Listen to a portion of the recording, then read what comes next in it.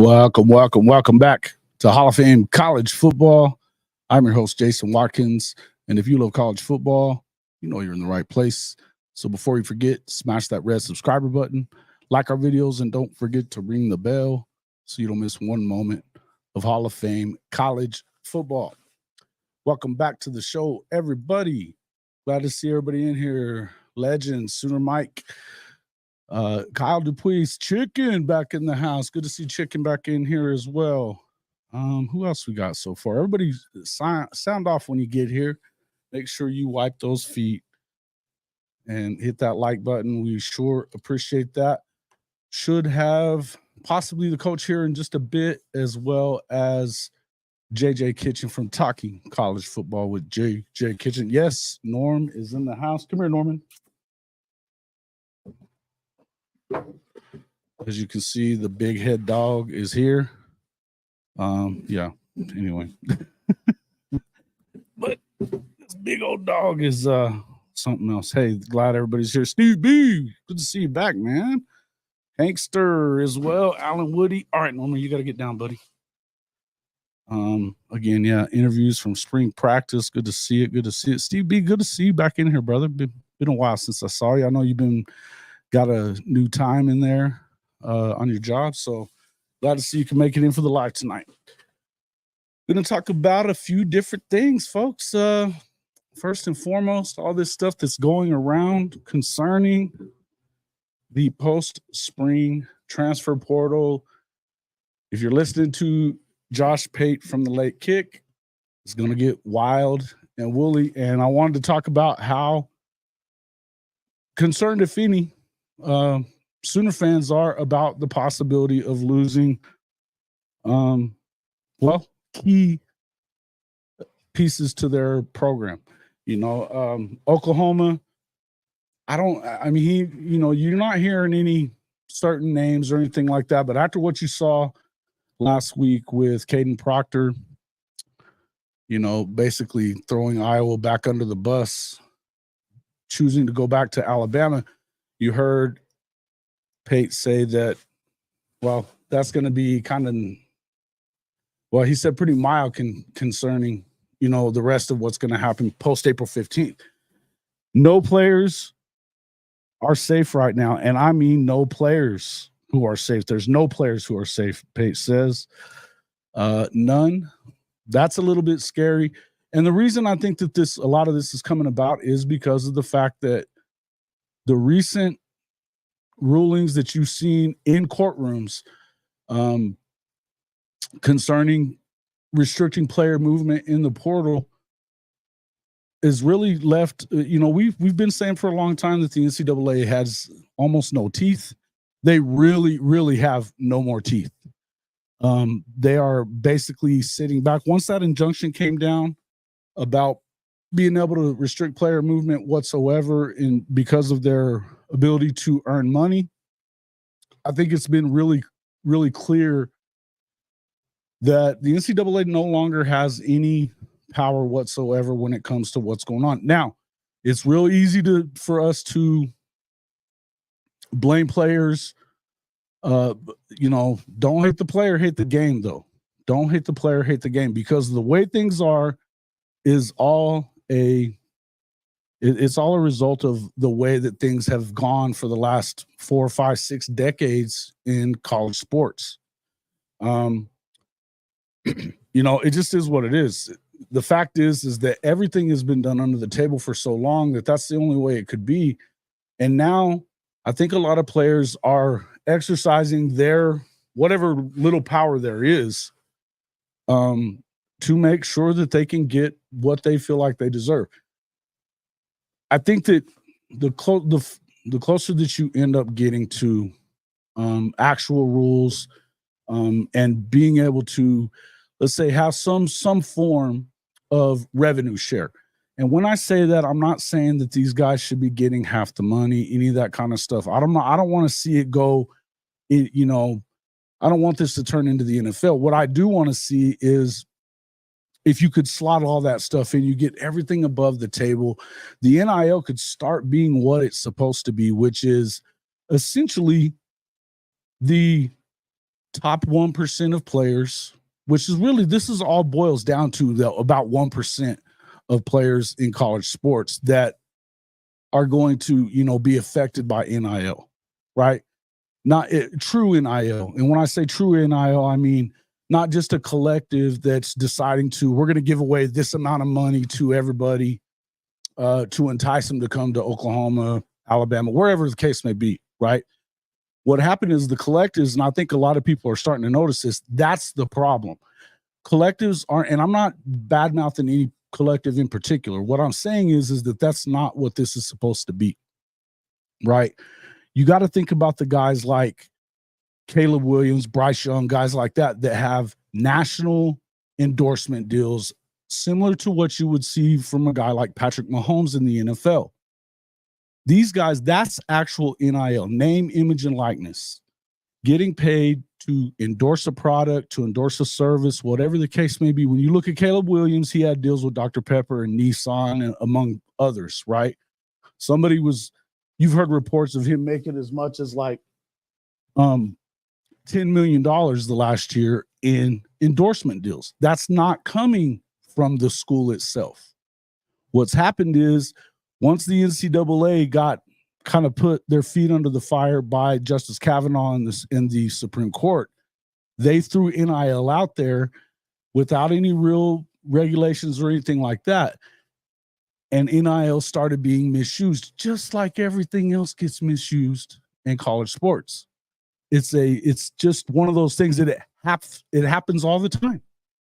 It's been happening since the beginning of time. As long as I've been alive, this has never been correct. So if they can finally come, and I think that, Jay, you're probably right here, and welcome to the show, by the way. Big Ten and SEC will agree on something that will become the standard. I agree with that. Who else we got here? Yeah. I think that's kind of got to be what happens. You're going to have to find an actual governing body or a person, whether it be a commissioner or whatever the case may be, that can kind of bring this all together, get everything above the board. Once everything gets above the board and you know what it is, because you could, and I hate to even bring up the NFL, but when you start looking at salary structure in the NFL, when they get drafted, you can say that, well, there's no restrictions on the amount of money they can make, but there is. Even for the number one pick, they have a salary slotting system where if you're a first rounder from, number 1 to number 10 and number 10 to number 20 and 20, so on and so forth, you get slotted into a certain salary structure, right? So like the number one pick I think it's in the neighborhood of like $30 million. It's a 5-year deal or a 4-year deal. And you've got an option for a 5th year. Norman, you better behave. You got an option for a 5th year, whatever the case may be. But essentially they slot that in there. Now, I would say the same thing you could do with college sports is that, okay, these 5-star guys, these blue chippers, they're going to have a certain deal. You can maybe lock them into a year or 2 years or whatever the case may be. I don't know how it has to happen. I'm not going to sit here and act like I have all the answers for it. But whatever it is, it's going to get everybody to a certain level. Then you've got your lower level guys, your 3 stars, 2 stars, the guys that make up the rest of the football team. Okay. If they can make a little bit of money and know that they can make it, because that's really what they're making in NIL too right now. But then the guys that are supposed to make more, that are your stars of the game and stuff like that, that end up on commercials, those can be the guys that make more money as college players, right? And yeah, hey, look, once your deal's up, you might have an opportunity to sign for more money with a certain program or even with the program that you were already with, okay? That's the whole deal that I would say. You have to look at it in terms of, at least that way, if they've got a contract of some kind, and it's for revenue share or whatever, a salary of some sort, right? When you start doing that, then at least you can say, okay, now you can't just jump in the portal. And if you do and break your contract, then there's a buyout that's involved with it as well. Okay. So that school is going to have to buy you out. On top of that, the school can't come after you, whether it be through a kid, another player, whatever, or it's tampering. And, we can enforce some kind of penalties on schools that are doing that. That'll curb some of the stuff that coaches like Lincoln Riley and some of these other cats do all the time. Right now, as we know, it's the Wild West, the absolute Wild West. In fact, it's out in the open. Everybody knows what's happening. Kids are getting phone calls every day. And don't think for one damn second that guys like Jackson Arnold and David Stone and dudes like that aren't getting these phone calls. They are. They absolutely are. So whether or not you want to believe that any of that could happen in Norman, don't think for a second that it can't. If it can happen at places like Alabama, if it can happen at places like Georgia, it can happen in Texas and Oklahoma too. It just can, right? Look, yeah, and I believe this too. Look, I will believe, and I understand what you're saying. They're trying to make college football so much like the NFL. Hey, look, man, the toothpaste is out of the tube, buddy. The toothpaste is out of the tube. This is already like this. The only thing I'm going to tell you is that the best thing that you can hope to come from this is some kind of structure. Otherwise, if what Josh Pate is saying right now is true, you think you hate it right now? You think you hate it right now? Wait, just wait. Because if these guys, he's talking about wholesale changes to entire position groups and stuff like that have been talked about with him. He's been doing his little Pate State speaker series or whatever it is. He's talking to a lot of the guys off the record, but it sounds to me like there's some real stuff going on. Now, maybe it's not as bad as everybody's making it sound, but look at what you've already seen. You've got a guy in, what's his name? Justice, the 5-star defensive lineman. He's already been committed to Georgia for a year. All of a sudden, he's going to USC.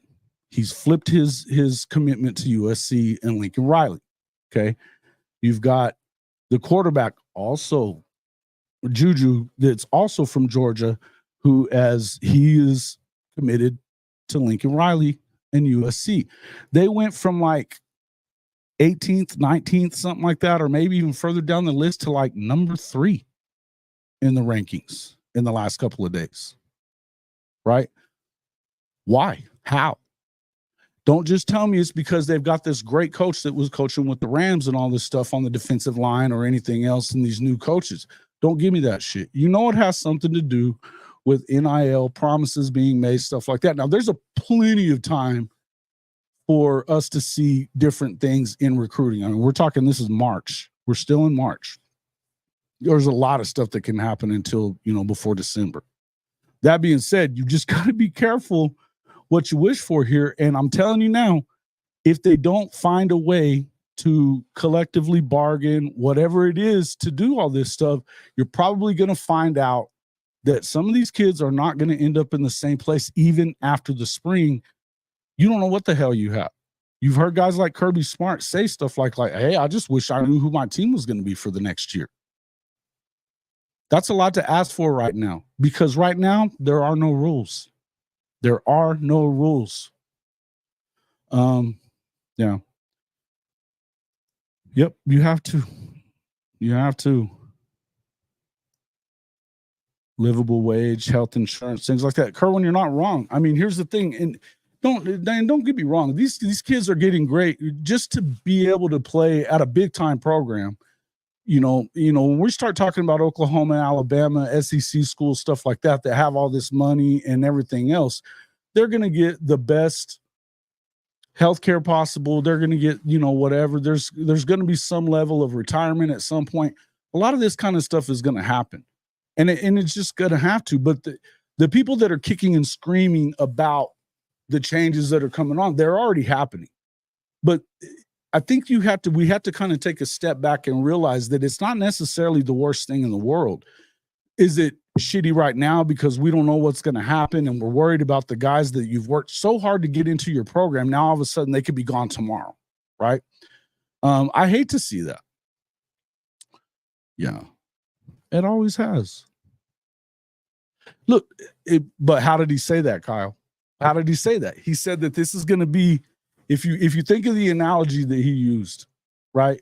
And I saw this yesterday morning, maybe something like that, where he used the analogy of rather than just turning up the cold water on the frog in the frying pan, right, to where it heats up, he never realizes it until he's boiling to death.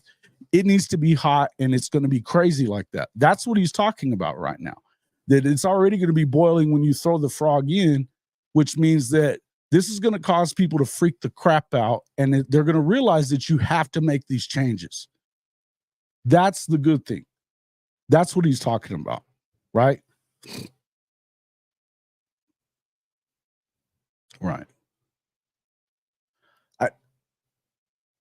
Shawty, we're not even talking about kids not making money. We're already there. The point is that if you want, the best thing to have happen is for everything to be above board, right? Everything to be, this is the whole point that I want to make about it. The best thing to have happen is for everything to be above board, to be happening the correct way, for there to be some transparency, for there to be some, not just some protection for the players, but some protection for the programs as well. Okay. That's when it's all fair and there's stuff like that that's there. That's when you know that you have a good product. Okay. Because everybody's going to be, at least to some extent, happy. Right. You're not going to, you can't be happy if just your team, if you think right now your team's doing great with whatever they're doing. Okay. But when it's your school that loses these 5-star guys, and all of a sudden now you're not the big dog on campus anymore. You're not just the guaranteed team that's going to be in the playoff every year. In fact, right now you don't know if you'll ever make it back. You don't know when that's going to be, because this thing is cyclical. We know that, guys. We know this thing becomes cyclical, right? Not against NIL. Just wish BV kind of played the game just a little bit. He does play the game. He does play the game. What he doesn't do is play the game only. He wants to, before anything comes up about NIL money, which again, the NIL is if the NIL was being used correctly, it wouldn't be a thing for BV. It wouldn't be a problem. Okay.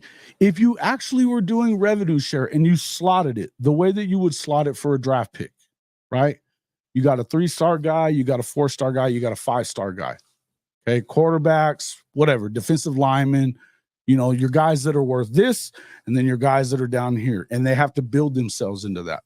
If you do that stuff, then you don't have to even have the conversation or play the game, quote unquote. It gets played by virtue of this is where you are, this is what you're going to get. You may have to negotiate a little bit on the amount of years that you're locked into the deal, or what the buyout is, or something like that. I don't know. They should be able to slot the whole thing.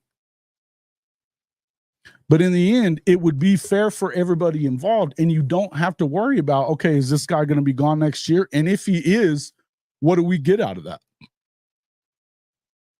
You know what I mean? Sometimes sometimes their original decision isn't going to work out for them. There's reasons for kids to actually be able to transfer, and I don't have a problem with that. If it's not the right fit for you, then you should be able to leave. If there's a problem in your family, you need to get closer to home, fine, do that, right?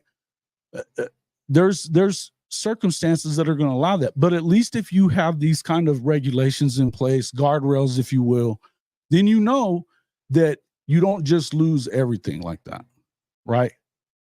If you break your contract or whatever, maybe you have to sit out. I don't know. This is something for the good of the game, for them to figure out and sit the hell down and figure the shit out, right?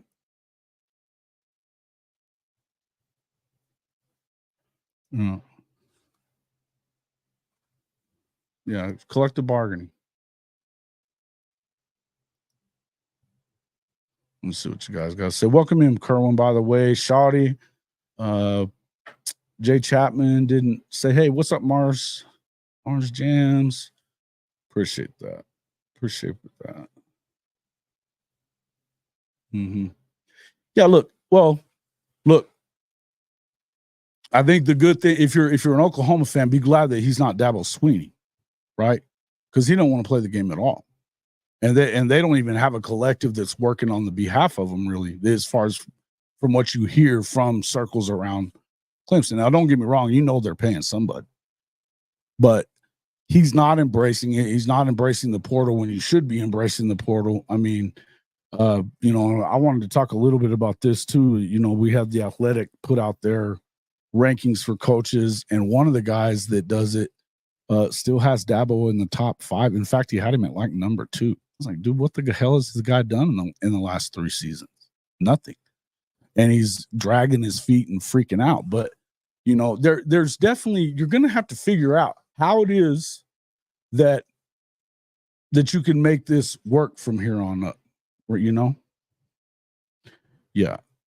Yeah, and that's what I'm saying. I don't think it's so much of a problem with the NIL. They've got some people in place right now, former Sooner athletes that are, all-time greats, stuff like that. Softball, what's her name? The softball player that's now the director of Crimson and Cream. She can actually have these conversations and help them get NIL stuff. She used to be the commissioner for that professional softball league. This is a good thing, right? In the end, like I said, the NIL is not intended to be the end-all be-all when it comes to paying players, right? This was another thing that the NCAA did incorrectly.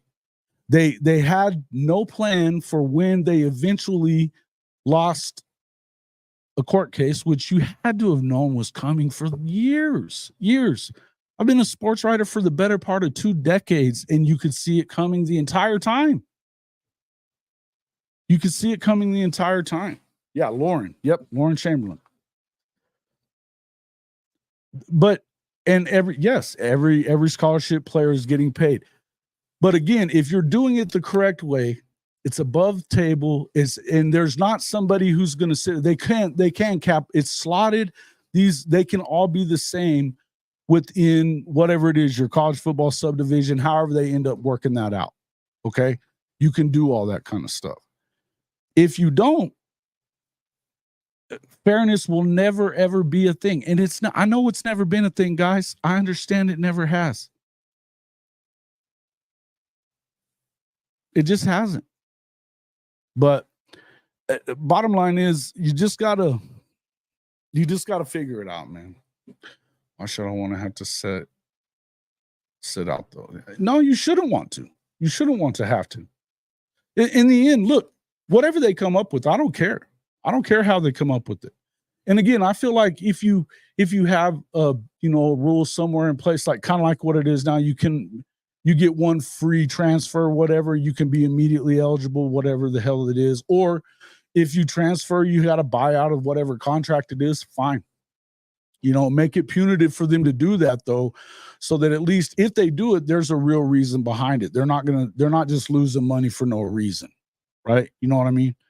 And a school's going to have to make sure that they really want this and they're going to go about it the right way, or they're not just going to, fork out a bunch of cash and not have to, kind of go through what we saw with Caden Green.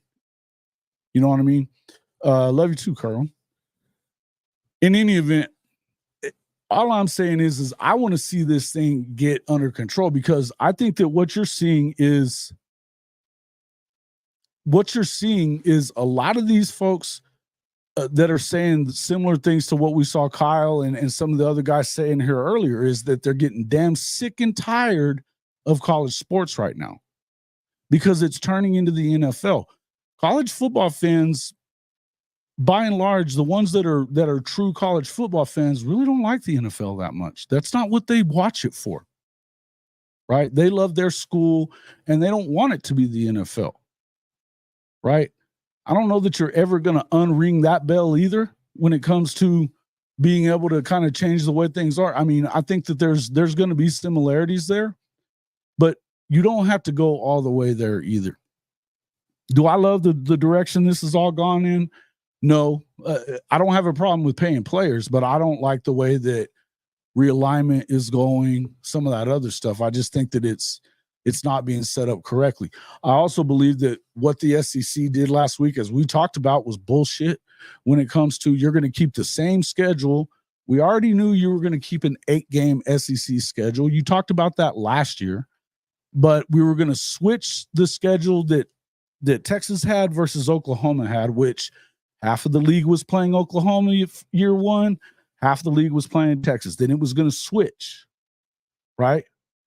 Now, they're not even doing that. They're going to keep the schedule they have. Oklahoma keeps the schedule they have, which are nowhere close to balanced in as far as, the toughness of the schedule. In fact, it's a junior varsity schedule for Texas, right?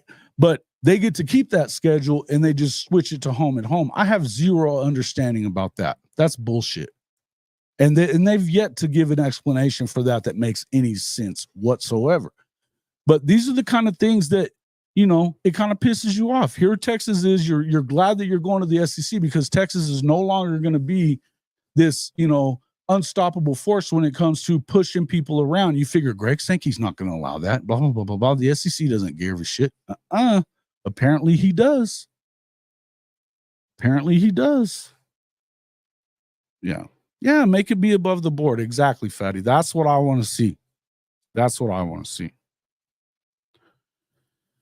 Sitting out a year, the second time a player transfers. Yeah, maybe. I mean, whatever it is, at least you should have to give up something for that, man.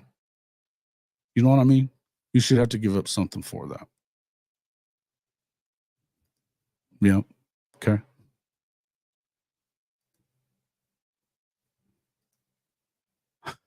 Yeah. Hey, look, we talked about this the last couple of weeks, and I'm going to tell you now, if they don't win 10 games, what does that look like for Sark? They're playing Vandy, who had 0 conference wins, 2 overall. They're playing Mississippi State, Levy's boys, who were 1-7 in the conference and had 4 wins, 5 wins overall, I think, maybe something like 4 wins, right? And then they've got Florida, who, man, they were 4-8 last year. A lot of people, I mean, they probably have the toughest schedule. And if you're Florida, you got to be pissed off too, because you've got the toughest schedule in history this year. Next year, right now they've already said Oklahoma's is the hardest schedule of 2025 in the country, and only Florida is second, because apparently they dropped off a couple of those schools off of their non-con schedule, apparently. But I mean, you got to deal with this 2 years in a row. If you're Billy, if you're old Sunbelt Billy, you got to feel like they want your ass out, period. The SEC included, right? I don't know, man. It's just wild. Who's a fan of Southern Miss? Who, me? Nah. Yeah. But anyway, you got Missouri, who all that crap that Drink likes to talk, and he's been talking shit to. I mean, if I'm Tennessee, I'm pissed off because I still don't get another shot back at him when he's been talking about that standing on business bullshit for 2 years. It'll be 2 years now, and Josh and them don't get another shot at him. I'd be pissed. And this is a guy that was on his way out. Drink was on his way out. And gets a reprieve, gets an easy schedule, still loses to the best teams on it, right? Between LSU and Georgia. Toughest 2 games that he had. He beats K-State, which was not a great K-State team. It takes a freaking 60-plus yard field goal at the gun to beat them. Then he gets Ohio State in their third-string quarterback, losing the game in the fourth quarter in the Cotton Bowl. They score a couple of touchdowns and end up winning that game. Whoop-de-doo. But they get another cake schedule aside from, I believe, Alabama and Oklahoma this season. They don't have to play Ole Miss. They don't have to play LSU. They've got the toughest games. They don't have to play Georgia again. Their toughest games are those 2 games for 2 years now. And they're not even going to have to play Tennessee, who they beat up on, but they got away from. What else we got?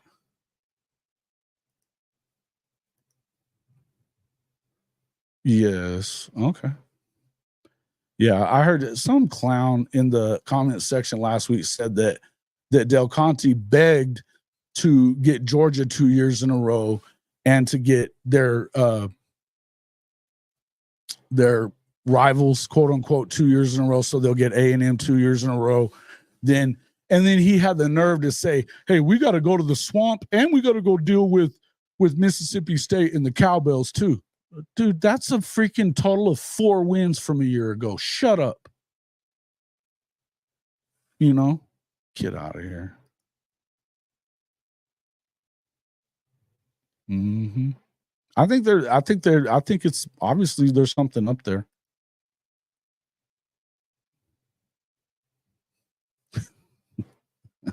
Yeah, except for last year, what they lost to Oklahoma, big shocker there. Then they turn around and they lose another one to Washington, who wasn't better than them. There's no way you can even say that. They had everything line up in front of them perfectly for them to win the Natty. And what did they do? They gagged it away like they always do. And yet everybody around the country loves to love on Texas. They still believe that they're the best team, blah, blah, blah, blah, blah. They're going to get a rude awakening. But the worst thing about it with them, and here's the thing, I don't really care that Oklahoma got that tough schedule 2 years in a row, and I'm going to tell you why. Because even if you have some losses in those first 2 years, it should be, first off, it should be at least somewhat understandable if you lose to an Ole Miss or you lose to an LSU on the road. You lose year 2, you lose to Alabama. Maybe even year 1, you lose to Alabama. They're starting to get some guys coming back into the fold. And newsflash, Kalen DeBoer knows what he's doing, right? You lose some of these games, it's going to be it's at least somewhat understandable because they're still building off of what they weren't once Lincoln left. And iron sharpens iron, folks. One thing that I always agree with from Josh Pate is that success isn't necessarily linear and going on a, just a direct ascent. You're going to have your ups and downs a little bit, particularly when you're going into the toughest conference in the country. I've still said this since day one. I believe that 2025 is the best year for Oklahoma. I still think they can kill it in 2024 and make the playoff. I think that anything below like 8 wins is not okay. And 8 wins is still a little shaky. But I do believe that no matter what happens in those 2 years, you're going to get something out of that Texas is never going to get because they're playing the Sisters of the Poor end of the SEC conference. They're going to get Vandy 2 years in a row. Vandy's had freaking 3 wins in 2 years. Mississippi State, look, maybe Lebby gets them there. Maybe he doesn't. I don't know. They don't have to play. They don't have to play any of the teams that were in the top half. Do I expect Florida to get better? Of course, it's Florida, right? They should. But Kentucky, come on, man. They've hit their head on that ceiling of where Stoops could get them. They're not going to get any better. They started off 5-0, and you expect Kentucky to kind of be where they are. But before, they were Vandy, So they have to, and then Texas A&M, I think Mike Elko is better than Jimbo, but, I mean, there's been a lot of coaches there that are better than Jimbo. They still bang their head on 8 wins. They just do until they don't. But why everybody, I mean, the brand that they are at Texas, everybody wants them to win for some reason. And they hate it that Oklahoma does. But here's the thing. I think that, and I've said this a lot before, I think that everybody would just be so happy if Brent Venable fell on his face. If Brent Venables falls on his face and doesn't get this thing done to where they have to fire him, because he's the one guy in the conference that can build a defense that can kick everybody else's ass. It can be the Alabama defenses and the Georgia defenses. That's what it can do, or LSU in its certain years. That's what he can be. Now, you hear guys like Barrett Sallee saying things like, well, yeah, but if they do that, what about their offense? They're not going to keep getting these Heisman guys. Why not? These Heisman-worthy quarterbacks, why not? It's still Oklahoma. They were doing that when he was there before. They were doing that when he was at Clemson. Why wouldn't he continue to build that same way at OU? It's just weird to me that these are the narratives you get, but I think that they come out there that way for a reason. There are people that want you to believe that he's not that good, because if he is, then they're in deep shit, and they know it. They know it. This idea that Jeff Lebby is a better offensive coordinator than what Seth Luttrell is, silly talk. Silly talk. Seth Luttrell has a longer history of being better. He's coached with better offensive coordinators than Lebby has. Lebby's been around Bryles, one of the greatest to ever do it, and he's been around Lane, who I agree is one of the goods. But you've got a guy in Seth Luttrell who's worked around Leach, who's worked around, obviously, the guys at Oklahoma. He was at Oklahoma himself with Leach. He's worked with guys like who's the guy up at Wisconsin now? Is it Longo or what? What's it? Yeah, the offensive coordinator at Wisconsin now. I mean, we're talking about guys who, and he has had top 10 offenses time after time after time. Hell, they were one of the best offenses when he was at UNT the first few years. They're going to be fine. But if they were to stumble a little bit because they've got this crazy tough schedule, and somehow, you know, you get Joe C to freaking have a knee-jerk reaction and get rid of him and listen to all the bullshit going around, then that helps the whole league believe that. I think it would be a mistake, but that, I mean, hell, you even hear Oklahoma fans saying the same thing, that they don't believe, right? Because of losses to Kansas and Oklahoma State this last year. Kansas has, if you listen to everybody out there, one of the best coaches in the country. They have him no worse than number 3 on these coaches' rankings for the Athletic. One has him at number 2, one has him at number 3. He hadn't won anything there yet, but he's won a hell of a lot more games overall than almost anybody else in the country. Right? Bottom line is that that's not the same Kansas that we're used to seeing at Oklahoma, number 1. Number 2, we all damn well know what happened in the Bedlam game. You could say that there's no way they should have been in that position, and I would tend to agree with you on that. But if you go back and look at all the things that added up there with the officiating, and I'm talking call after call after call, Venables getting a flag for unsportsmanlike, and he wasn't even screaming. He was asking a question. He gets a flag. You get Gundy out there throwing a shit fit out, and he's halfway out onto the field, and they didn't even throw a flag at all on him. Right? These phantom pass interference calls on guys like Makari Vickers, but Drake Stoops gets tackled in the end zone. The ball still lands in his hands once he's tackled out of the end zone, and there's nothing, no call there. There's a freaking official right on top of the play. But yet you still have fans that are going to sit there and say things like, hey, well, you know, he hasn't shown anything. They had a quote, quote, cupcake schedule, and they lost to Okie Light and Kansas. Okay, whatever. I mean, you can say what you want to say. They lost. Both of them, they barely lost them. Both of them, I would say Lebby had probably his worst called games in 2 seasons. And yet, both of them, they should have, you know, they would have won had it not been for 1 or 2 little things. Don't get me wrong. I still believe that when you look at Coach Leipold, the dude's won 7 national championships. 7. He took Buffalo to a freaking New Year's 6 game and won it. Buffalo. I didn't even know it was a college. Every year he's getting looked at to take one of these jobs in the Big Ten. The dude is the real deal. Plain and simple, bottom line.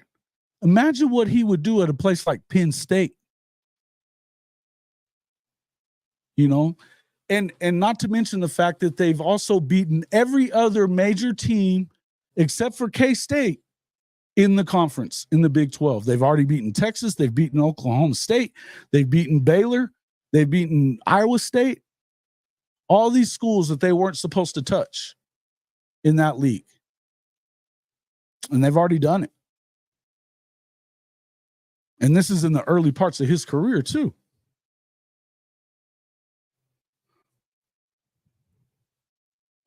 Yeah. Yeah, a lot of things happened in the Big 12 over the last couple of years. But they, again, you have to look in terms of, first off, the 6 and 7 season. We've talked about that ad nauseum the last couple of years. They had 5 one-score games, 4 of them within 3 points. And, you know, they had one freaking holding call go against an Oklahoma opponent in conference play, and a game at Texas Tech that the field goal looked pretty good to me that they called wide right. Is what it is. Little things here and there. They didn't, and not to mention the fact that Lincoln tried to set fire to the program on his way out. Did his best to burn it down. He takes his Heisman Trophy court. They win the Heisman the first year. He freaking wins 7 games the next year in the regular season. Wins, beats Louisville. Whoop-de-doo. Whoop-de-doo. Third stringing freaking quarterback at Florida State did that. Who gives a shit?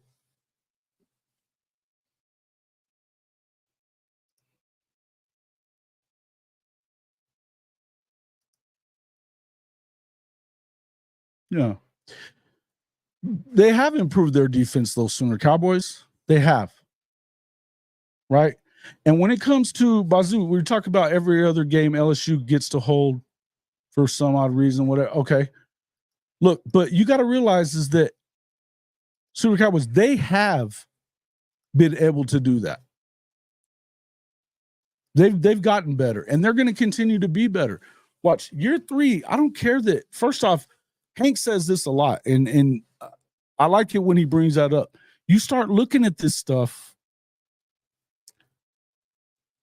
look at the first 3 years that he and Mike Stoops were defensive coordinators there at Oklahoma. Damian Mackey was talking about that. He said, as good as we were in year 2 when we went, he said the first half, the offense carried the way. The second half of the year, it was because of the defense. Year 3, the defense was untouchable. You weren't scoring shit on them. Right? That was the big difference. Year 3 at Clemson, they were number 2 in scoring defense, number 2 in overall defense. They were number 1 in takeaways, or one of those important, one of those big time stats that's important for a good defense. But they were in the top 10 in everything that really mattered, in the top 5 even, when you go back and look at it. This defense is going to be on another level this season. The whole stuff with Jaron Kanak, whatever, however you want to say it. And guys, by the way, I've looked that up a million different ways. The only people I hear saying it's Kanak are people from Oklahoma. Okay. But I'll keep saying it that way just to make everybody happy. But I'm telling you this, that all the whole stuff with him, look, you can move Kip over to outside and move Danny back in as long as he's healthy this year into the middle linebacker position. That's still probably going to keep Kanak on the sideline or as a situational guy at best, if he hasn't really made a big stride this year, which we'll find out. We're going to find out. I hope he's great. I hope that he has figured it out, that he's gotten in there and gotten an understanding of what it is that they're really doing on defense so that he can play with full speed. That's the hope that I have. Whether or not he will, we're going to see. We're going to have to wait and see, but all right. Let's see. Let me get in here. Sugar Bowl year, beat Auburn. Yeah, look, guys. When it comes to what was going on with this program, I'm going to say this. We all know the difference in, they've done really well for 2 years under Brent Venables. They've recruited higher than they were ever recruiting with Lincoln Riley, right? on both sides of the ball too. Look, they got Jackson Arnold in 1 year, who, he's got to show up and become the Caleb Williams, but that's on level of what you got when you brought in Caleb Williams or Spencer Rattler, those guys, right? They also brought in a 5-star plus defensive tackle and 2 other defensive tackles that really probably should have been 5 stars too. You gonna tell me Jaden Jackson isn't a 5-star? Because I don't buy it. And the same goes for our boy Nigel Smith. If Nigel Smith goes to Ohio State because of Larry Johnson, I promise you they would have bumped him to 5-star. The dude's coached 15 first-team All-Americans. And he had a freaking offer from them for a year before he finally decided to go with Oklahoma. Now, all of a sudden, you've got a number of big-time offensive linemen, too. 2 5-star guys, a guy that was a 3-star, but now has shot all the way up into the top 100 at left tackle out of that area. He's out of that Houston area, too. Huge monster. Looks just like the other 2 guys, right? They're going to be fine. But it does take time. It does take time. But believe me, don't think for 1 second that Texas, programs like Mizzou, and even the SEC themselves don't want to see Oklahoma fall on their face with Brent Venables, because he can be that guy to get in the way of Texas being very, very good or Georgia being able to continue its dominance, right? He's the guy that can build a defense on par with Georgia. He is. Believe it. Believe it. That's what it all is. Oh, no, BB's not a bad coach. But it's easy to say that he is, Bazoo. It's easy to say that he is. You know why? Because he's never been a head coach before. And a lot of times when guys don't become head coaches, you automatically think that they're just not built for it. He was going to wait for the one he wanted. He only wanted Oklahoma. But I'll tell you something. It goes to show you how little some of these folks know. I was watching that SEC podcast of one of their, I like some of their stuff that they do as far as like the ideas that they come up with. What's the likelihood of you seeing any of these coaches take another SEC job instead of the one they're at? And they had Venables at like a 5 out of 10. That should have been a 0 out of 10. He's not going to do it unless he were to get fired from OU. And then I don't know that he would either. I almost feel like he probably would go back to being a coordinator. Maybe, maybe not. But he literally waited. K-State, he went to K-State. They offered him what? I think he's been offered the job every time that they've had a job opening since Snyder left. Never took it. I know he was offered the job there at Auburn. Arkansas, places like that, they've all offered him jobs. All the ACC other schools have offered him. I know that he got offered before they ever hired Mike Norvell. Hell, before they ever hired, what's his name, Willie Taggart, too. He could have had plenty of jobs. He wanted Oklahoma. Or he didn't want one. He was in a great position. He wasn't that guy that was just going to jump all around everywhere. And, he was all about that. He wants to stay and build something, right? Danny Okoye could have been a 5-star as well. Absolutely, guys. Abso-freaking-lutely.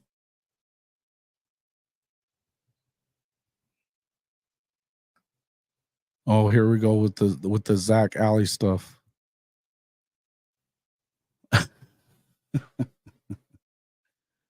I want to hear him talk. He's too quiet. Guys, if he's anything like Brent Venables, you're going to hear it. But here's the thing. I think that they're keeping him from talking to him right now. You're probably going to hear from him sooner than later. And look, I don't care how much he talks. I don't need to hear what he has to say. I want to see what the defense does under him. I don't think he has. No, and that's coming from Brent. I don't think that Brent wants him to have to talk to anybody yet. Hey, thank you, Chicken. Please do go hit that like button. I actually have 52 people watching, whether it be on this channel or the Hall of Fame Sooner Network, which is HOF Sooners, also here on YouTube. If you haven't already become a subscriber to that one, you should do that. Definitely do that. Nigel Smith playing D tackle. He can. He's going to play both. Weston. That was one of the big things about him, is that he has the ability to slide outside as well. Look, man, you know, his big comp has always been Myles Garrett. He looks a lot like Myles Garrett body wise. And that's the kind of player that he is. He's explosive. You know, look, his size is almost identical to David Stone. Right? He played Texas 5A, 6A ball. He's a baller, man. And I'm telling you, had he signed, and probably the same with A&M, they were the other team that was really seemed to be close with him. Penn State was in it for a while as well. But had Ohio State or A&M got him, with all the 5 stars that they've gotten over the years, he would have bumped to 5-star. They just didn't, for whatever reason, they didn't want to give it to him.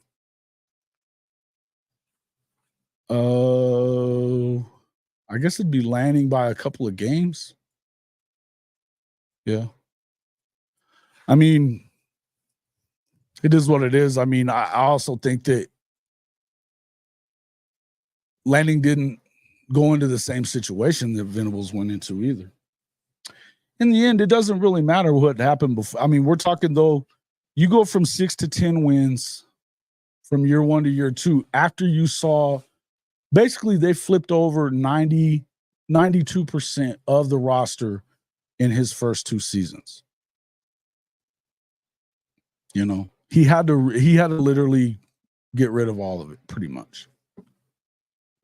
And make those changes. And they've definitely out-recruited Lanning and Lincoln Riley in the first 3 times that he's been there. They went 8-5-8 in rankings.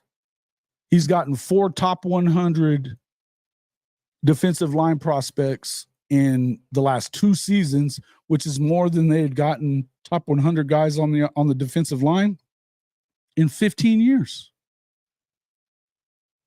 since he left. So it is what it is, man. Shout out to Buc-ee's. It is why you join the SEC, though. You want to go out there and you want to play against the best, right? The point that I was trying to make is, as much as, you know, it pisses me off that, you know, Texas is getting their little fluff schedule, which is bullshit. But here's what we know. Texas generally always has the advantage when it comes to that shit. They have the Longhorn Network, which was giving them more money and a better competitive edge, should have given them a better competitive edge over the entire conference. It not to mention the fact that it got rid of Texas A&M and Mizzou and Nebraska and Colorado, right? All those schools that left were because of that shit with the Longhorn Network. All of them. And not only did it not, they got 1 conference championship after that. 1, and it was last year. They've beaten, during that time, they've beaten Oklahoma 3 times since then, since the Longhorn Network became a thing. Why do you think that is? Because it didn't help them get better. It didn't help them get better. In fact, it probably messed with their competitive edge, if anything. It's the same way I feel about Oklahoma State. Them thinking that because Oklahoma and Texas are now gone, that they're now going to rule the roost in the Big 12, they're going to stay at best right where they are because they don't have to have that competitive edge that they would have to have with those 2 schools in the league.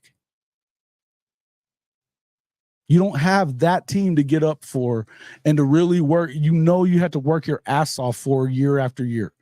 I don't care how good Utah is. I don't care how good BYU or Kansas State is. It's not the same thing. It's not the same thing. And Colorado hasn't proven that they're that either yet. But if you wait a couple years I'm telling you, I think that this hurts Oklahoma State more than it helps them. And I think it's the same thing that we just saw out of Texas. Finally, they come through and they lucked out again. They lucked out. If it wasn't for the screw job that you got in Stillwater, then Oklahoma's in there in the conference championship game with them instead of Okie Light. Do you think that they beat Oklahoma? 7 out of 8 times they haven't. 7 out of 8 times they have not. Just is what it is. They get there and gag all over themselves. When it gets into an important part of the game, I don't believe that Quinn Ewers is the guy. I think they screwed up letting freaking Malik get out of there. They screwed up letting Malik get out of there.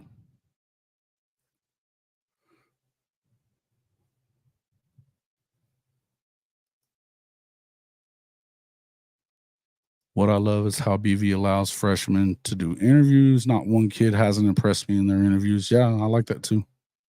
Yeah, and that's the whole thing. Like with Lincoln, his little secrecy, weirdo stuff. I mean, he's so paranoid and stuff like that. But of course, you know, he's still doing that a lot too. Why do you think that is? Because God forbid, you know, anybody finds out what's really going on from around there. Justin Harrington from the Riley era. Yeah, I think he was.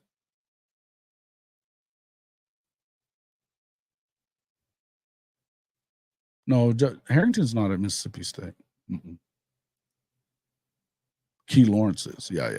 Yep. Ole Miss is where he's at. Nobody went to Mississippi State. They went to Ole Miss. Key Lawrence went to Ole Miss. Really, that's the one thing that we were talking about that. I've been talking about that a little bit over the last few weeks. Is that's one of those when I did the video on Kanik. Does it surprise you, and I think it may have been the DeMarco deal. Does it surprise you guys that nobody went with him? Jojon was his freaking best man. He didn't go, and he was going to be OC. Now, he wasn't going to call plays, but doesn't call plays in Oklahoma either. DeMarco could have been his OC. Didn't go. It almost feels like everything that happened from the SMU game on, that could be another thing that you know, I know there was a lot of bad blood coming from both sides of that. Jeff Lebby's wife unhappy about that whole deal with her daddy. Guaranteed. And from what I understand, Jeff Lebby will never coach at OU again, ever. I don't care how good he is at Mississippi State. I don't think he'll ever be back at Oklahoma. Yeah. I think that they're headed there. You know, look, you're replacing a lot of guys from last year. Everybody's acting like Sexton's brand new as well. He's not. In fact, he started like the last 5 games for Tyler Guyton, who had been hurt. Once Guyton was ready to come back in the game, they didn't put him back in because Sexton was killing it. So is he new? Is he not? Kind of. But, I mean, he was dealing with an injury last year. The guys they've been bringing in, that, you know, whether they've gotten their opportunity yet or not, they're solid, man. The guys they've gotten through the portal, they've already been starters. What you have to realize is, and I keep trying to explain this to people in a lot of the offensive line is a unit.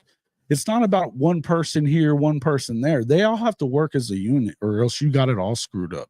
The hope for me is that it doesn't take until mid-season before they figure it out with the running back situation and the offensive line, because I think that was the questionable stuff you saw last year was what the rotation was odd in the running back room, and then they didn't have it all figured out on the O-line early, I should say. You know, and in fact, it took till late.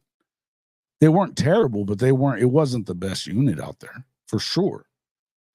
Again, it didn't mean they didn't have really good guys on the line. It meant that as a unit, they weren't as in sync, and you wonder what that was. They didn't find that right combination of guys right away, right? Yeah, you are. Of course, you're gonna deal with some shit whenever and I mean that includes Auburn, LSU. You know, obviously at Alabama, I don't know. I want to go through and look at the Alabama defense in comparison to last year. We're gonna find out how that is. Look, you're gonna run into some of that.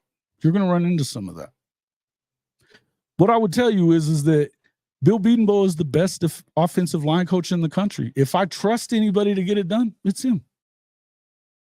And he's not the only guy that's having to replace guys on the O-line. It happens, man. This is what it is. This is what it is.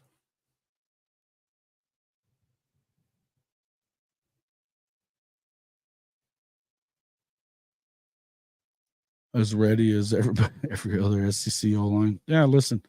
I mean, I don't think that there's anybody who's fully intact from last year, is there? Even Georgia. Georgia's replacing a lot on both lines. Nobody's talking about that. You just expect that they're going to plug and play and they're going to be all fine. Look, Kirby's kind of earned that to some extent. But you're going to tell me that Bill Bedenbaugh hasn't? Come on. Yeah. Yeah, no doubt. Yeah. Look, well, yeah, he was standoffish about it. And I listen, I believe that there's a reason for that too. I'm not even just blaming it all on Jeff Lebby. I've told all of you guys in the past that I don't believe for 1 second that was a rule that they placed on him before they hired him as offensive coordinator. I don't think that that's the case whatsoever. Because it didn't get brought up by anybody but Joe C.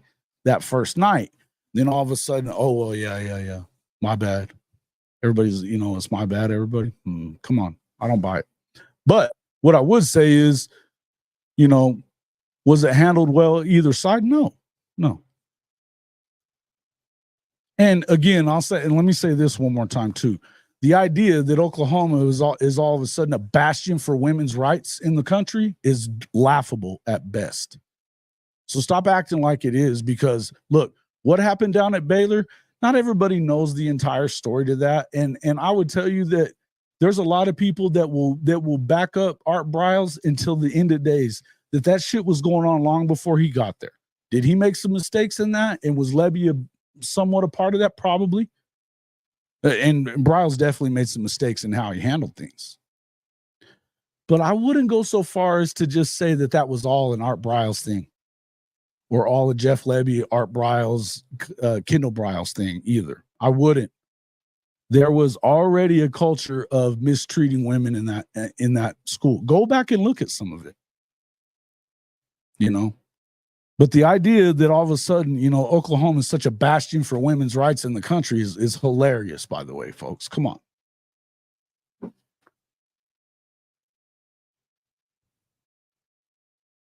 Yeah. Well, listen, that's one thing that Kentucky's going to do. Can they do enough offensively, though, to hit what people aren't remembering is that Oklahoma's going to have a defense now, too, there, Bazoo. So, yeah, you might slow down the Oklahoma offense, which slow down is a relative term, okay? Because Oklahoma, they didn't just forget how to do the shit. They're not lacking in talent.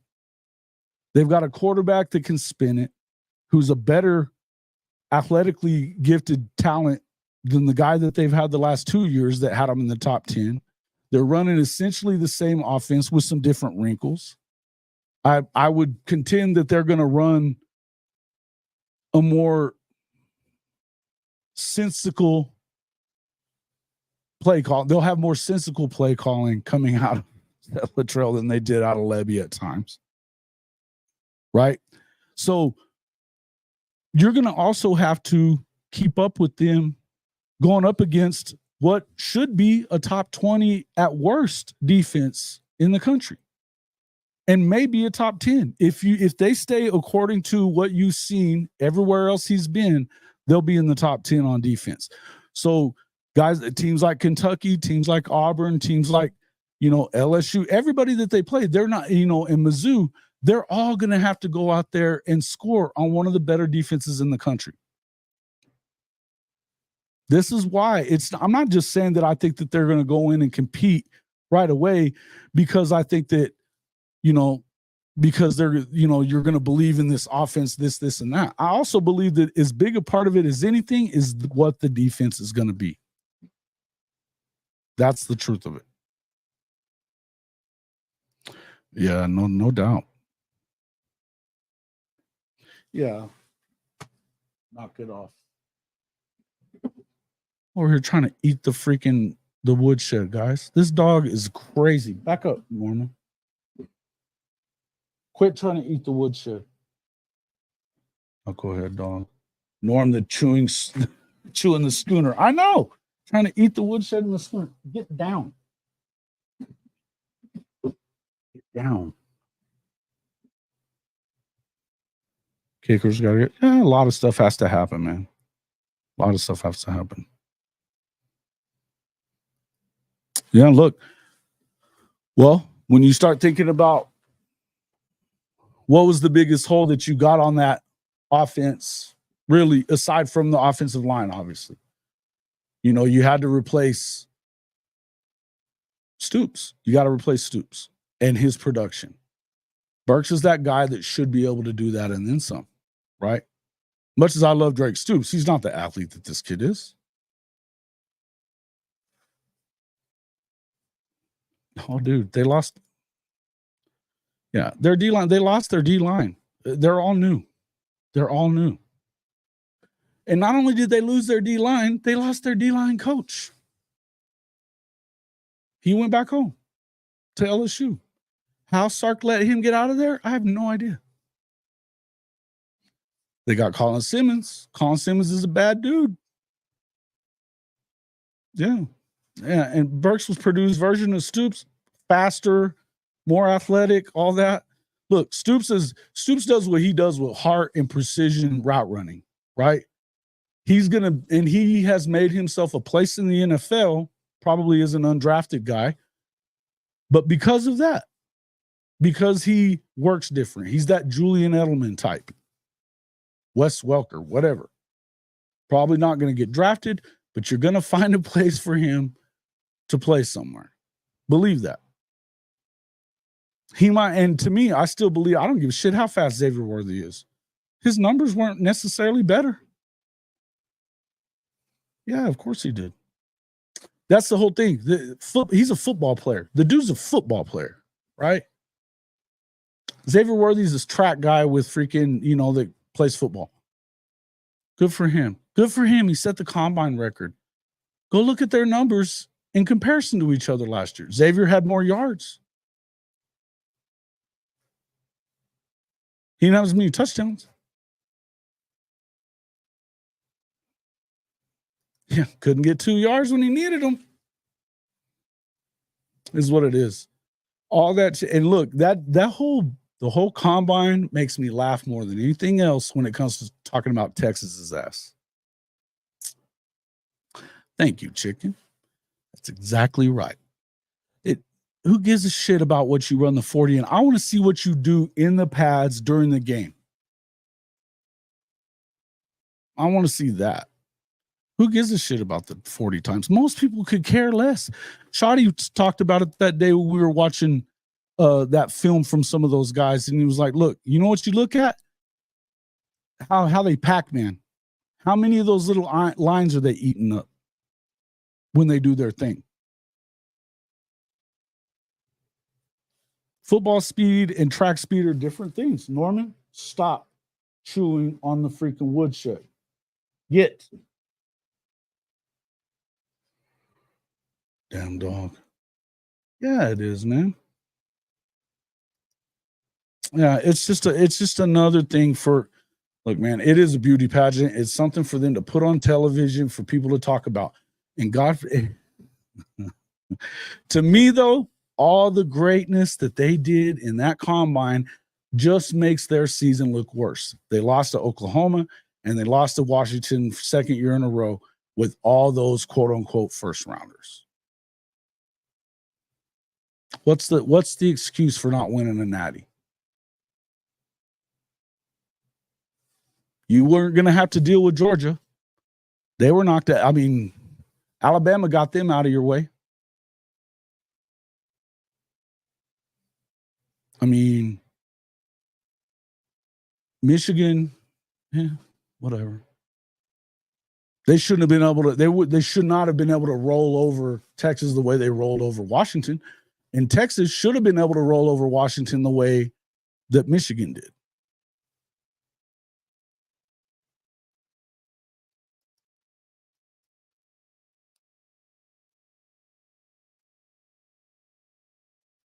I don't know if they're gonna. They hadn't done it yet. Andrell looks like he's gonna be okay. Andrell looks like he's gonna be okay. I will, Mike. Coach is he's working on some stuff for. He's got possibility of a new job coming up, so he's working on some stuff for that and been kind of busy. I got to tell you guys, I've been it's been kind of crazy around here for me too. So I almost didn't even show up. And I thought JJ was going to show up too, but we kind of got away from what we were talking about. That's okay. Kind of wanted to say, ask you guys what you thought about. Man, did you guys see that where Vince Young got freaking sucker punched, knocked out in a bar? What the hell? And nobody did shit. The guy that did it walks away nonchalantly and gets out of there. His boys didn't do shit to the guy. How the fuck does that happen? Where are his friends?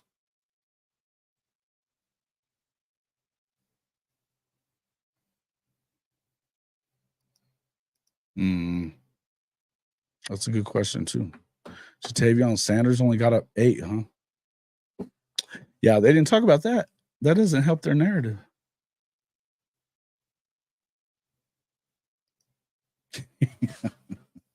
Yeah, well, that's the thing is like, to me, dude, that's Vince freaking Young. How the hell does he go anywhere, period, that somebody's not there to, I mean, he should have never been in that fight. I mean, the scuffle part of it lasted for a lot longer than ever I thought it should have. Period. Done. Nothing. There should have been somebody to handle that. And once he got sucker punched and he's laid out on the floor and the guy nonchalantly gets out of the bar, shit out of here with that. There's no way that should happen. But the question is, he's already had a couple of DUIs. The dude's obviously got a drinking problem. Something's up. Something's up there, man. And I'm not just trying to hate on VY. Again, I think that he's one of the top 2 or 3 football players I've ever seen at college. You know, he was. I don't know where the bar was. I can look it up. Jerome McCoy was talking about it as much as anybody. Let me look real quick. I mean, he got sucker punched. I'll show you guys the video. Shit, let me do it.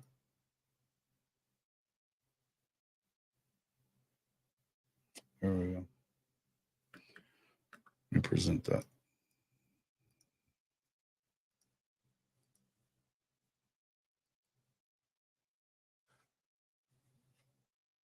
So yeah, I don't know what this is all about, man.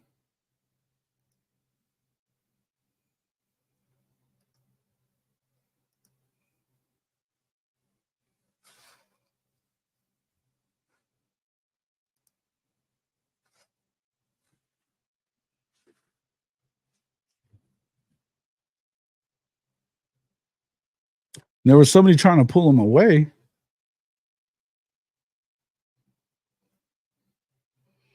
Watch now. He ends up over here. Now, this dude that's kind of, I think it's the dude that's kind of pinned up against the side there. He's doing it. Now watch. Boom. He's going to hit him as soon as he turns. Boom. Done. And nobody does shit to the guy. Nothing.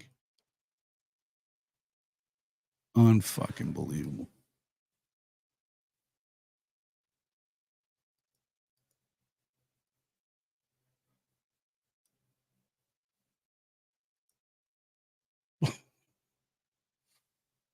Sucker punches him and nobody does shit. Those dudes, where were his boys? They should have wiped the fucking floor with that guy. They should have wiped the floor with that. Oh, no way. It said it was in Texas too. That's, whoa. No way that should happen, right? How does that happen? No way that shit should happen.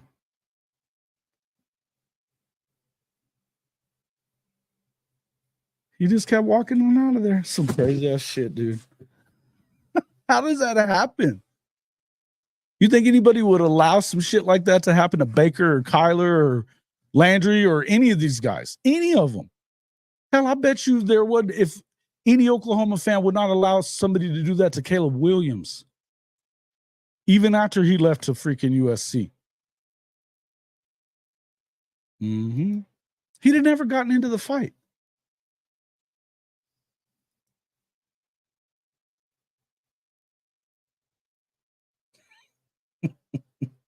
Stuff's about to hit yours like. I love it. Put that up there, Dapo. I like it. Unbelievable that shit was able to happen, though. Unbelievable. And in Texas, anywhere in Texas, I don't give a shit who you are. And if it happened in somewhere like, you might be able to understand it if it happened in, College Station. But what the hell are you doing in College Station if you're Vince? Shouldn't be there. At a bar? Get the fuck out of here. You don't belong there. Arguing over snap counts.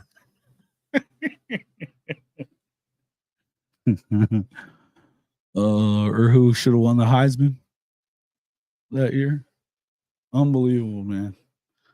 Unbelievable.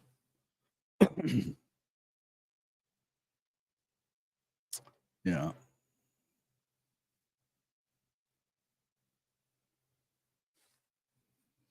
It's pretty wild to me, man. Pretty wild to me that could happen.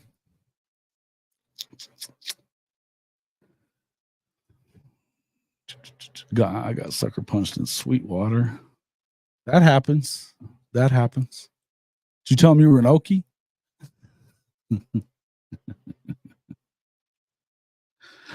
Maybe you did, but in Texas, you should even get away with that, man. Come on, chicken. You know that. That's wild to me. That's wild to me. It's Vince freaking Young. Unbelievable. What else we got? Trevor Etienne gets arrested. DUI. Pretty weird. Pretty weird. Trevor Etienne gets arrested. Now, here's the question that I have with this. And I'm not trying to, and first off, I'm not going to blame Georgia on this so much. But I saw one of the other podcasts out there that whatever it's called with Ruffino and whatever, Blake Ruffino and those guys that were talking about that he's not even going to get any suspension for that. That I have a problem with. And he tried to act like, well, I mean, they didn't even do nothing to guys that had a pound of weed in the car. It ain't the same thing. It ain't the same thing. Having a pound of weed in the car doesn't hurt anybody else on the road if something goes wrong. You're putting other people in jeopardy. And this has been a problem at Georgia of, drag racing, drunk driving, all of it. And they lost 2 lives just over a year ago. There has to be some kind of suspension here. I don't care if it's a game or even a couple. It's got to be something, because you can't continue to act like this is okay. Drunk driving is not okay. We've all done it. If you've drank it all, you've probably all done it. But look at Henry Ruggs in Las Vegas. The guy got in the car, and even Coach Saban talked about this, ends up killing a poor girl on the road, lost his career, lost his freedom. If you don't send some kind of a message, if you're Kirby Smart, this is not a good thing. And there's a reason to send a message at this point. I'm not saying it's his fault that Trevor did this. I'm not, because he just got there. He's been there like 90 days. That being said, if you don't do anything about this, what message are you sending to your program? There was guys in the comment section of that video saying, oh, well, we don't care that much about drunk driving in the South like it is other places. What does that fucking mean? You cannot send the message that it's okay to put other people in danger. You can't.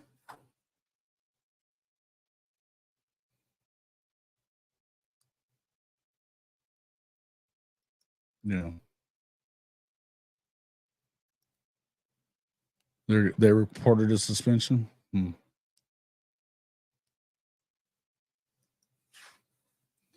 Something's got to happen, man. That's all I'm saying. And I'm not saying that, look, I'm not blaming Georgia or anything like that. I didn't think that it got handled very well, the whole deal with the drag racing thing that got those two. I mean, you had a player and a staffer that got killed in that deal. The girl that was driving that car was fucked up. And, you know, obviously the other dude got off. But, you know, should he have? I don't know. Bottom line is they love to speed around there apparently, and they got these freaking badass cars. And it's, you know, the drinking side of it is scary, man. And if you're putting other people in danger on the road, that's not okay. It's just not okay. Okay. Stoops kicked a player off for posting a YouTube video. It happens, man. Yeah, Collins, they shouldn't play, though. That's the one thing that, look, man, as much as, again, I'm not saying that I've never done it, and luckily I've never had a DUI or anything like that, but I'm not saying I've never driven drunk, because I have, and it's a stupid thing to do. And as you get older, you realize it a lot more. But look, man, just because you get lucky and don't do that doesn't mean that it's an okay thing to do. And if you don't send that message when something does happen, then what are we doing? You know, I think that's crazy shit, man. I think that something needs to happen there. Okay. That's good. Good. I'm glad to hear that, Coach. Glad to hear that. Good to see you in here, by the way. But like, if what I was responding to was what they were saying on the Ruffino and Joe show or whatever it is, that they're, you know, he was like, nothing's going to happen. I'll be surprised if he even got suspended for 3 plays, much less 3 weeks. Look, I think that's a bad, and, you know, comparing it to having weed in your car, which is now legal in most states, you know, that's crazy, you know, it's not the same thing. It's not the same thing. One doesn't put everybody on the road in danger at that same time. I'm just saying, it surprised me that you would hear that from a guy who, you know, they cover the SEC and they're more of a national show, but yeah, no, I'm giving you that. I didn't say that they were. I'm not. They're a national show, though, talking about that none of that was going to happen. One of them is close to LSU. He was talking about Saban doing this and that. That's what I was saying, is I don't think that you can do that and think that that's okay. That's not a good look. And clearly that wouldn't be a good look for Kirby or Georgia.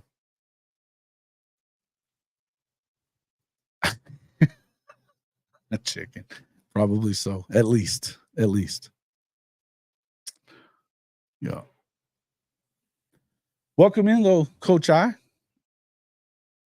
Didn't mean to ruffle your feathers, but just brought it up. Just, you know, just some of the things that are going on around the country right now. Portal about to light up. What do you think about that? Have you seen what they've been talking about with how many people are, you know, these wholesale changes that might be coming? Pretty wild. The idea that, you know, you could get guys that are starters making money doing this, whatever, at some programs. You're listening to Josh Pate, it's about to blow up a lot of things. So I don't know. We were talking about that. Lincoln Riley poaching from UGA. Now, obviously, he's got to get him home. But, you know, Justice Terry, 5-star defensive lineman, he's been committed for what, a year now at Georgia? Not to mention Juju. Pretty wild, man.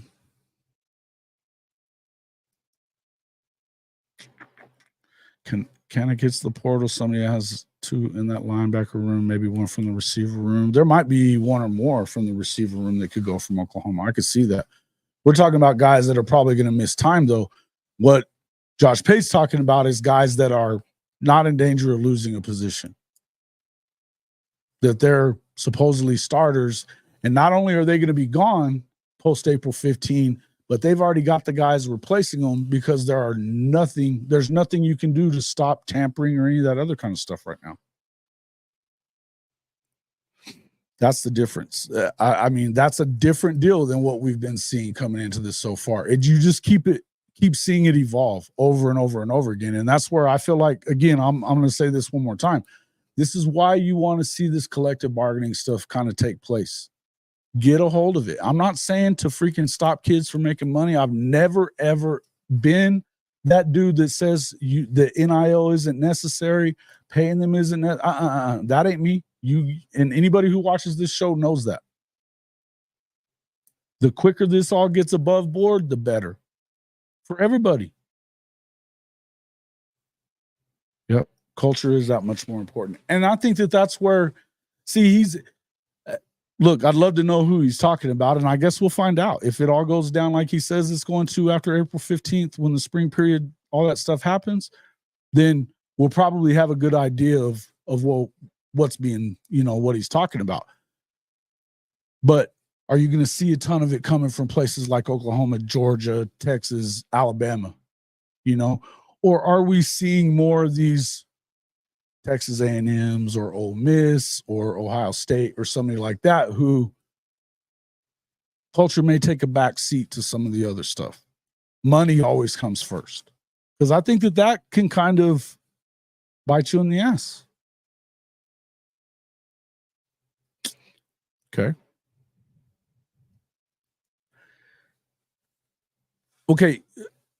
I understand what you're saying here. But just remember, Jimmy, that this is not something that they made the choice on. They didn't make any of these rules. And they're not the ones that put NIL in place when NIL is not supposed to be what it is. It should be what NIL should be is endorsements for those guys that everybody knows that, that they're going to get.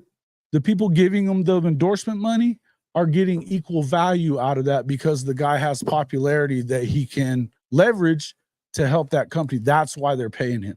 What they're using NIL for right now is just to pay guys, and some of it's under the table and some, you know what I mean? Or through the collectives and all that. I think that it's, I think that that's what we're seeing. And if you're able to do some kind of collective bargaining and revenue share to where at least it stops all this, the culture in college sports is what? To cheat. It's to cheat. Because let's be serious about it. It's still 1% of guys that we're talking about, probably, right? And it was always 1% of guys that were getting paid when they weren't supposed to be getting paid. Sometimes they got caught. Most of the time they didn't. Right. But now that it's out in the open, we get pissed off at the player.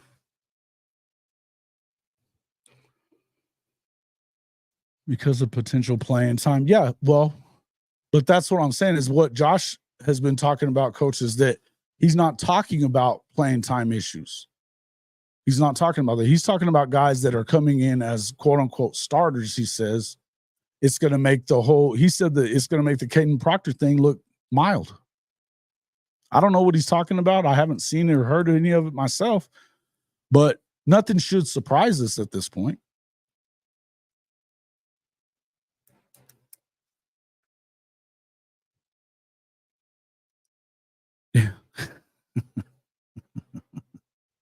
Yeah. Yeah. Well, you're having to, the people that really believe that Mizzou is going to be all that continue. I mean, they never won more than what? I think the 1 year before that, they won 7, and then he won 5 the rest of the years.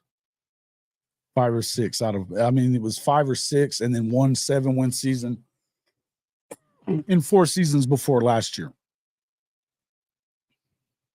What's up, Ryman Lemon? Good to see you. I don't know. In the end, yeah, you guys know I do not believe in Missouri. And until I see Ole Miss beat a real team that are one of the real contenders for anything in a season that they're really contending, I don't believe in them either.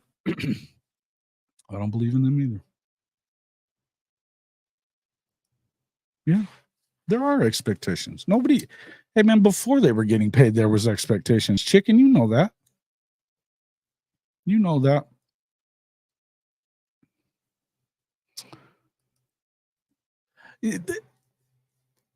A poor man's A&M, maybe. Maybe a poor man's A&M, Kyle. They don't even have it in place to be that.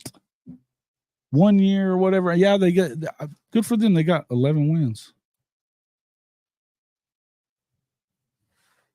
Slump buster like a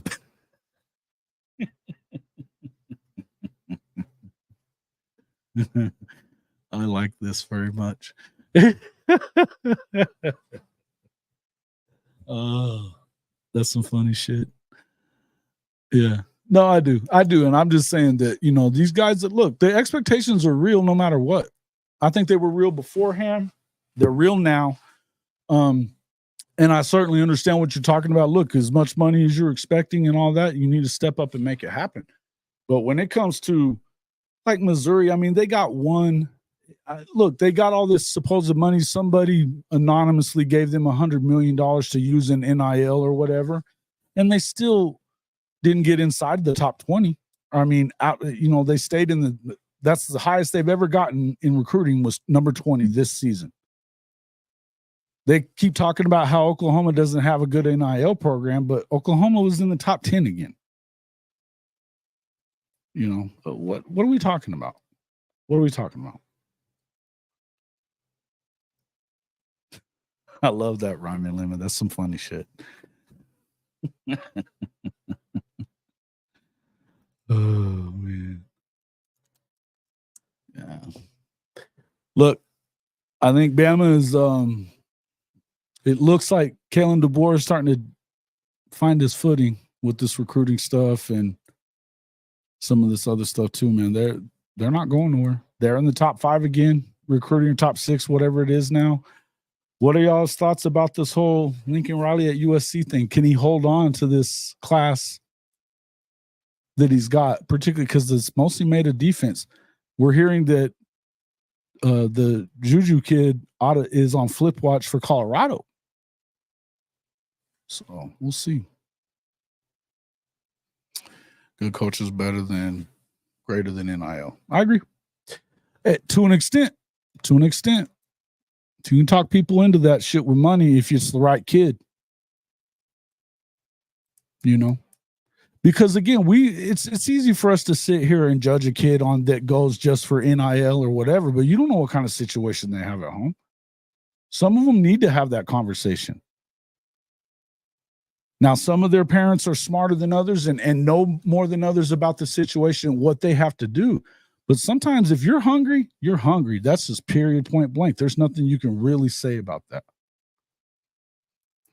I don't blame kids here. This is another situation that has been built by the adults in the room. And NIL is not, it's being used in a way that's not what it should have been. They're using and players are using the leverage that they're afforded through NIL to be able to abuse it themselves. You know what I mean? If you had collective bargaining and they were slotted in like you slot in draft picks, this is how much money you can make. And that's the rule across the country. And then if you get NIL, because you can't cap NIL. NIL should not ever be a cap thing. It's image and likeness. It's how much money you can make for your likeness and for doing a commercial for a product. Using your popularity to leverage that to advertise for a brand of some kind and help them make money. It's supposed to be a different thing, but that's not what NIL has been used for. This is an NCAA problem, not a kid problem. Yeah, what did you say? No,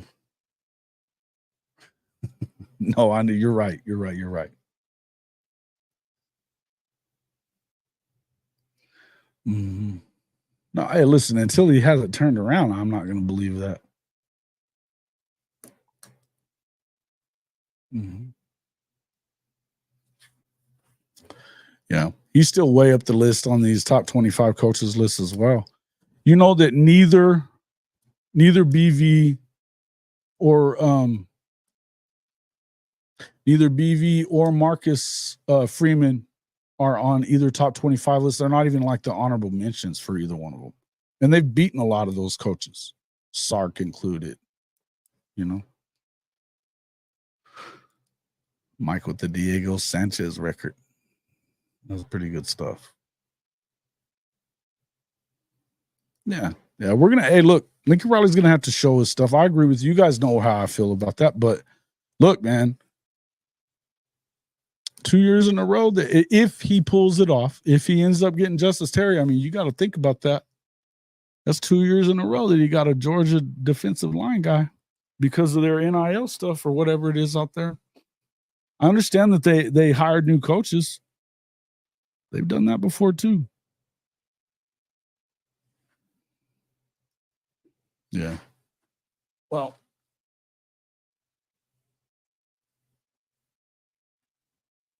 oh, this dog, man. Yeah. Well, again, like I was saying, I think that it's easy to, and I told you guys why I feel like that is. I think that if you're the SEC, particularly if you're going to take the side of Texas and all this other stuff, and you don't want to see Oklahoma come in and be one of the better teams, because believe me that most of these programs don't. They don't. In fact, none of them do. Why would you? This is a blue blood. If you allow them to get going, I don't care if this has been in their conference or not for the long period. You let a blue blood get going, that's bad for everybody in the SEC except them. A lot better just to freaking, like I said before, whenever they were trying to get Lebby after the first year, and you saw that it was, now I've heard after the fact that Kirby was just as interested in that and getting Lebby at that time as was Alabama, but Alabama was louder about it. Why not? You want to cut a leg out from underneath BV before he ever gets going. Because he's been the one guy that could go in and beat Alabama. Match up with them defensively. It makes sense. It makes sense. BV beat the best team Texas has since I don't know when, at least 14 years before. All right, man. You out of here, chicken? Good to see you, man. I'm fixing to get out of here too, man. Yeah.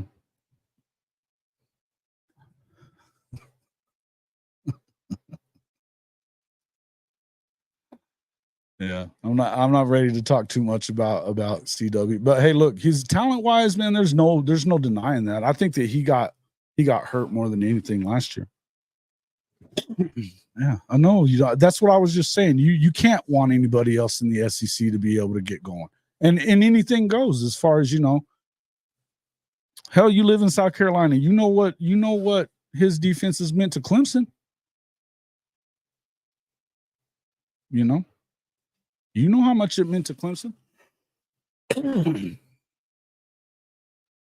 It makes sense why hey, I'd love to talk to you about that, Coach I, is what the hell was that lazy shit of leaving the schedule the exact same next year, except for just going to flip home and home? When everybody already knew. Everybody already knew. I didn't say it was OU specific. I said that I'm talking about OU, so I'm bringing up OU.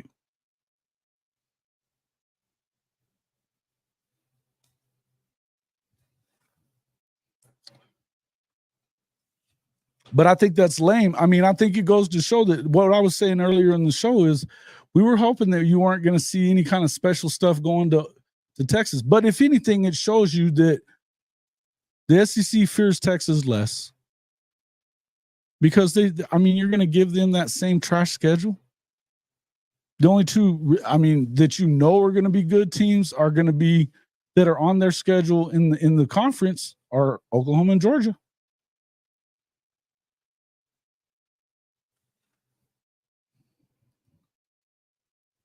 See you, Cam. Good to see you guys. The Bears aren't as busted as you think they are at this point. I don't think they are. Think about the receivers that they just got in there. They can, if they can get him to do the right thing, it may work out for him.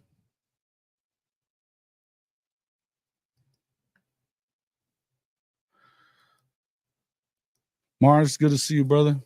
Thanks for coming in. Thanks everybody for coming in. If you haven't already hit that like button, please make sure that you do that. I'm gonna go ahead and call it as well.